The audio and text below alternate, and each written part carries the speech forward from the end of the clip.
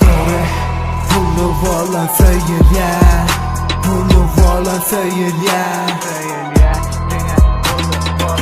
Adaletin gözü kör yöne sesi duyul ya. Sesi duyul ya. Doğru, bunu falan sayır ya. Bunu falan sayır ya. Adaletin gözü kör yöne sesi duyul ya. Sesi duyul ya. İl içinde özünü tanısan hemme taşından ederlersin. Sen durmuş sınavları matematika sınavlarından öğren kim.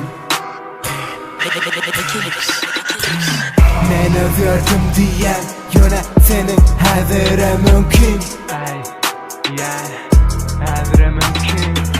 Dün dostlarım bilen paylaştım. İyicegin bugünkü. Fuck it.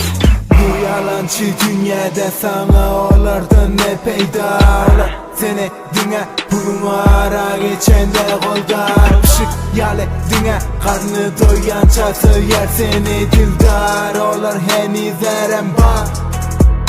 Henizerem var.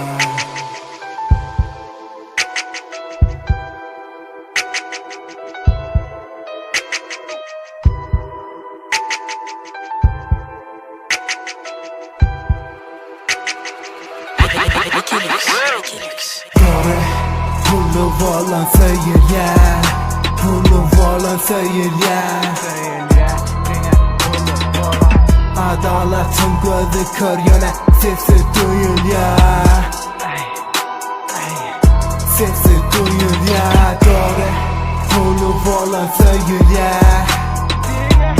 Bunu falan sayır ya. Adaletin gözü kör yöne sesi duyul ya.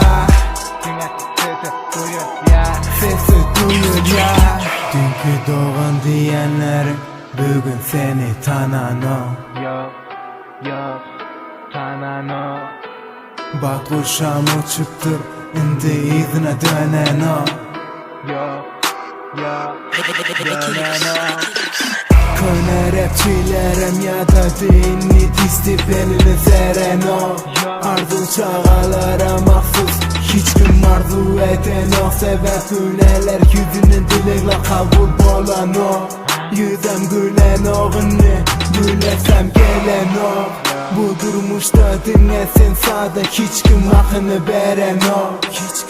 Adaletin sesi duyul ya yöne onu hiç kim gören o. Adaletin sesi duyul ya yöne onu hiç kim gören o.